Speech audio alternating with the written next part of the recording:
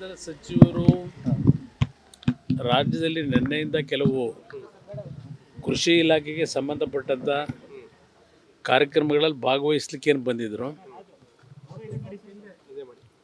ಆ ಒಂದು ಹಿನ್ನೆಲೆಯಲ್ಲಿ ಇವತ್ತು ಸೌಹಾರ್ದತೆಯ ಒಂದು ಭೇಟಿ, ದೇವೇಗೌಡರನ್ನ ಭೇಟಿ ಮಾಡಬೇಕು ಅಂತ ಹೇಳಿ ಈ ಒಂದು ಸಂದರ್ಭದಲ್ಲಿ ಬಂದಂಥದ್ದು. ಆದರೆ ಅವ್ರು ಬಂದಂಥ ಸಂದರ್ಭದಲ್ಲಿ ಈಗಾಗಲೇ ಈ ಕೊಬ್ಬರಿಗೆ ನಮ್ಮ ರಾಜ್ಯದಲ್ಲಿ ಇರ್ತಕ್ಕಂಥ ಸಮಸ್ಯೆಗಳ ಬಗ್ಗೆ ನಮ್ಮ ರೈತರು ಈಗಲೂ ಸಹ ನಿರಾಸೆಯಲ್ಲಿದ್ದಾರೆ. ಇತ್ತೀಚೆಗೆ ನಾನು, ದೇವೇಗೌಡರು, ರೇವಣ್ಣವರು ನಾವೆಲ್ಲ ಕೇಂದ್ರದ ಒಂದು ಪ್ರಧಾನಮಂತ್ರಿಗಳನ್ನ ಭೇಟಿ ಮಾಡಿದಾಗ ಮತ್ತು ಮಂತ್ರಿಗಳ ಜೊತೆ ಚರ್ಚೆ ಮಾಡಿದಂಥ ಸಂದರ್ಭದಲ್ಲಿ ಈಗ 250 ರೂಪಾಯಿ ಜಾಸ್ತಿ ಮಾಡ್ತಕ್ಕಂಥದ್ದಕ್ಕೆ ತೀರ್ಮಾನ ಕೊಟ್ಟಿದ್ದಾರೆ. ನಾನು ಅದ್ರ ಬಗ್ಗೆನೂ ಈಗ ಚರ್ಚೆ ಮಾಡಿದ್ದೇನೆ. ಅದು ಸ್ವಲ್ಪ ಇನ್ನೂ ನಮ್ಮ ರೈತರಿಗೆ ಅನುಕೂಲ ಆಗೋದಿಲ್ಲ ಮತ್ತು ಕೆಲವು ಗೈಡ್ಲೈನ್ಸ್ ಇಟ್ಟಿದ್ದೀರಿ, ಅದಕ್ಕೆ ಪರ್ಚೇಸ್ ಮಾಡಲಿಕ್ಕೆ ನೆಫೆಡ್ಡಿಂದ ಹಲವಾರು ಸಮಸ್ಯೆಗಳಿದೆ ಅಂತಕ್ಕಂಥ ಚರ್ಚೆ ಮಾಡಿದ್ದೇನೆ. ಈಗ ಅವರು ಮುಂದಿನ ವಾರ 15ನೇ ತಾರೀಕು ನಂತರ ದೆಹಲಿಗೆ ಬರಲಿಕ್ಕೆ ಹೇಳಿದ್ದಾರೆ ನನಗೆ. ಅದರ ಜೊತೆಗೆ ಇನ್ನೊಂದು ರಾಜ್ಯದ ನಮ್ಮ ಕಾಡಗೋಲ ಸಮಾಜದ ಸಮಸ್ಯೆ ಏನಿದೆ ಅದನ್ನು ಆದಷ್ಟು ಬೇಗ ಚುನಾವಣೆಯ ಕೋಡ್ ಆಫ್ ಕಂಡಕ್ಟ್ ಬರೋದಕ್ಕಿಂತ ಮುಂಚೆ ಆ ಒಂದು ಕಾಡಗೋಲ ಸಮಾಜದ 30-35 ವರ್ಷಗಳ ಬೇಡಿಕೆ ಏನಿದೆ ಅದನ್ನು ಜಾರಿಗೆ ತರಬೇಕು ಅಂತಕ್ಕಂಥದ್ದು ಚರ್ಚೆ ಮಾಡಿದ್ದೇವೆ. ಇವತ್ತು ಸಹ ಅದು ಎರಡು ಪ್ರಮುಖವಾಗಿ ಇವತ್ತು ರಾಜ್ಯದಲ್ಲಿ ಇರ್ತಕ್ಕಂಥದ್ದು ನಮ್ಮ ಈಗಿನ ಕೇಂದ್ರ ಸಚಿವರಿಂದ ಅದರ ಬಗ್ಗೆಯೂ ಚರ್ಚೆ ಮಾಡಿದ್ದೇವೆ.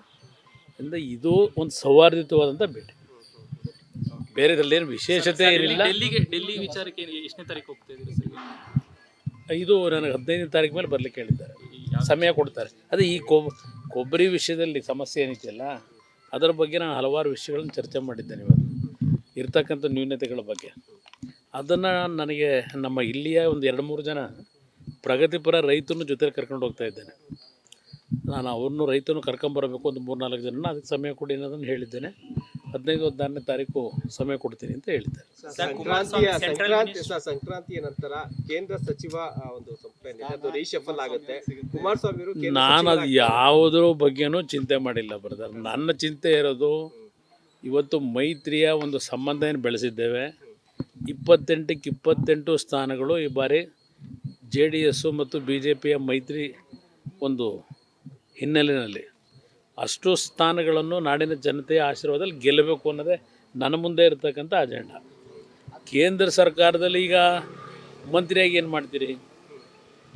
ಈಗ ಮಂತ್ರಿ ನೀವೇನೀಗ ಮಾಧ್ಯಮದಲ್ಲಿ ನನಗೆ ಗೊತ್ತಿಲ್ಲ, ಅದು ಮಾಧ್ಯಮದಲ್ಲಿ ಇದೇ ಒಂದು ದೊಡ್ಡ ಸುದ್ದಿ ಮಾಡಿದ್ದೀರಿ. ಈಗ ಅದು ನಿಮಗೆ ಯಾವ್ಯಾವ ಮೂಲಗಳಿಂದ ಬಂದಿದೆಯೋ ಗೊತ್ತಿಲ್ಲ ನನಗೆ. ಆದರೆ ಒಂದು ನಾನು ಹೇಳ್ತಕ್ಕಂಥದ್ದು, ಈಗ ಆ ಒಂದು ಪ್ರಕರಣ ನೀವೇನು ಹೇಳ್ತಾ ಇದ್ದೀರಿ, ಈಗ ಚುನಾವಣೆಯ ದಿನಾಂಕಗಳು ಬಹುಶಃ ಫೆಬ್ರವರಿ 8ನಲ್ಲಿ ಘೋಷಣೆ ಆದರೆ ಅಲ್ಲಿ ನಿಮಗೆ ಕೋಡ್ ಆಫ್ ಕಂಡಕ್ಟ್ ಬಂದರೆ ಮಂತ್ರಿಯಾಗಿ ಏನು ಮಾಡ್ತೀರಿ? ಅದರಿಂದ ಈಗ ಅದರದ್ದು ಅನವಶ್ಯಕ ಕೇಂದ್ರದಲ್ಲಿ ಮಂತ್ರಿ ಆಗೋದು ಅದೆಲ್ಲ ನನ್ನ ತಲೆಗೆ ಹಚ್ಕೊಂಡಿಲ್ಲ. ನನ್ನ ಮುಂದೆ ಇರೋದು 28ಕ್ಕೆ 28 ಗೆಲ್ಲಬೇಕು. ಕಾಂಗ್ರೆಸ್ನ ಅವರ ದುರಂಕಾರ ಇದೆಯಲ್ಲ, ಪಾಪ ದೇವೇಗೌಡರು ನೆನ್ನೆ ಏನು ಹೇಳಿದ್ದಾರಲ್ಲ ಇದೆಲ್ಲ ಗಮನಿಸ್ತಾ ಇದ್ದೇನೆ.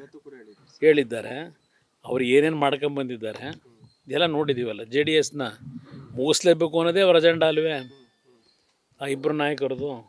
ಈಗಲೂ ಸಹ ಅವ್ರಿವ್ರ ಮನೆ ಬಾಗಿಲನ್ನ ಯಾಕೆ ತಡ್ತಾರೆ? ಪಾಪ ಯಾವುದೋ ಒಂದು ಕಾನ್ಸ್ಟಿಟ್ಯೂನ್ಸಿಗೆ ಕೆಲಸಕ್ಕೆ ಹೋದರು ಕೂರಿಸ್ಕೊಂಡು, ನಿಮಗೆ ಕೆಲಸ ಮಾಡಬೇಕು ಅಂದರೆ ಬಂದುಬಿಟ್ಟು JDS ಬಿಟ್ಟು ಕಾಂಗ್ರೆಸ್ಗೆ ಏನು ಬೇಕೋ ಮಾಡಿಕೊಡ್ತೀವಿ, ಪಕ್ಷಕ್ಕೆ ಬರೋದ್ರೆ ಎಷ್ಟು ಕೋಟಿ ಬೇಕು ಹೇಳಿ, ಇದನ್ನೆಲ್ಲ ಪ್ರತಿನಿತ್ಯ ಚರ್ಚೆ ಮಾಡ್ತಾಯಿದ್ದೀರಲ್ಲ. ಯಾವ ಕಾರಣಕ್ಕೆ ಮಾಡ್ತಾಯಿದ್ದೀರಿ? ವಿರೋಧ ಪಕ್ಷ ಉಳಿಸ್ಲಿಕ್ಕೆ ಮಾಡ್ತಾಯಿದ್ದೀರಾ? ಸಿದ್ದರಾಮಯ್ಯವ್ರು ಹೇಳೋರಲ್ಲ ವಿರೋಧ ಪಕ್ಷಗಳು ಉಳಿಬೇಕು ಅಂತೇಳಿ. ಮಾಡ್ತಿರೋದೇನು ನೀವು? JDS ಮುಗಿಸ್ಬೇಕು ಅನ್ನೋದೇ ತಾನೆ. ಯಾವ ಪಕ್ಷದಿಂದ ಬೆಳ್ಕೊಂಬಂದ್ರಿ, ಯಾರ ನಾಯಕತ್ವದಿಂದ ಇವತ್ತು ಈ ಮಟ್ಟಕ್ಕೆ ಬಂದಿದ್ದೀರಿ, ಅದು ಯಾವುದು ನಿಮಗೆ ಕ್ರಿಯೆ ಇಲ್ಲ. ದೇವೇಗೌಡರು ಅವರ ಜೀವನದಲ್ಲಿ ಅವರ ವಿರೋಧಿಗಳನ್ನೂ ಸಹ ಎಂದೂ ಸಹ ಶಾಪ ಕೊಟ್ಟವರಲ್ಲ. ಅವ್ರು ಮೊನ್ನೆ ಹೇಳಿದಂಥ ಉದ್ದೇಶ ಏನು? ರಾಜ್ಯದಲ್ಲಿ ನಡೀತಾ ಇರತಕ್ಕಂಥ ಈಗಿನ ಈ ಸರ್ಕಾರದ ಆ ಒಂದು ದಬ್ಬಾಳಿಕೆಗಳು, ಅಕ್ರಮಗಳು, ಇದೆಲ್ಲದರ ಹಿನ್ನೆಲೆಯಲ್ಲಿ ಅವರ ನಡವಳಿಕೆಯಿಂದಲೇ ನಾಡಿನ ಜನತೆ ಸಮಾಪ್ತಿ ಮಾಡ್ತಾರೆ ಅಂತಕ್ಕಂಥದ್ದನ್ನು ಹೇಳಿದ್ದಾರೆ. ಪಾಪ ನಮ್ಮ ಉಪಮುಖ್ಯಮಂತ್ರಿಗಳು ಅದನ್ನು 135 ವರ್ಷದ ಇತಿಹಾಸ ಇರೋ ಪಕ್ಷ ಅಂತ ಹೇಳ್ತಾರಲ್ಲ. ಅವತ್ತಿನ ಗಾಂಧೀಜಿಯವ್ರ ಕಾಲದಲ್ಲಿ ಇದ್ದಂಥ ಇತಿಹಾಸ ಬೇರೆ, ಈಗಿನ ಇತಿಹಾಸ ಏನೇ ಇವ್ರದ್ದು. ಅವತ್ತು ಸ್ವಾತಂತ್ರ್ಯ ತರಬೇಕಾದ್ರೆ ಕಾಂಗ್ರೆಸ್ ಪಕ್ಷದಲ್ಲಿದ್ದಂಥ ಹಲವಾರು ಹಿರಿಯಕರು ಅವರ ಮನೆಯ ಆಸ್ತಿಗಳನ್ನು ಮಾರಾಟ ಮಾಡಿ ಸ್ವಾತಂತ್ರ್ಯ ಹೋರಾಟ ಮಾಡಿರೋರು, ಸಂಪೂರ್ಣ ಜೀವನ ತೆಗೆದಿರ್ತಕ್ಕಂಥವ್ರು. ಇವ್ರು ಮಾಡ್ತಿರೋದೇನು, ಈಸ್ಟ್ ಇಂಡಿಯಾ ಕಂಪ್ನಿ ಬಂದು ದರೋಡೆ ಮಾಡೋಗಿದ್ದಲ್ಲ, ಆ ದರೋಡೆ ಕೆಲಸನ ಇವ್ರು ಮುಂದುವರ್ಸ್ಕೊಂಡು ಹೊರಟವರಲ್ವೇ. ಬೇಕಾದಷ್ಟು ಪ್ರಕರಣಗಳು ನಿಮ್ಮ ಮುಂದೆ ಇಡ್ಬೋದು. ಆ ಇತಿಹಾಸ ಇದ್ದಂಥ ಕಾಂಗ್ರೆಸ್ ಬೇರೆ, ಈ ಇತಿಹಾಸ ಇರ್ತಕ್ಕಂಥ ಈಗಿನ ಕಾಂಗ್ರೆಸ್ ಬೇರೆ. ಅದನ್ನು ಯಾರು ಹೇಳಬೇಕಾಗಿಲ್ಲ ಅವರಿಗೆ. ಸರ್ ಸಿ ಟಿ ರವಿ ಅವರು ಭೇಟಿಯಾಗಿದ್ರು ಇವತ್ತು.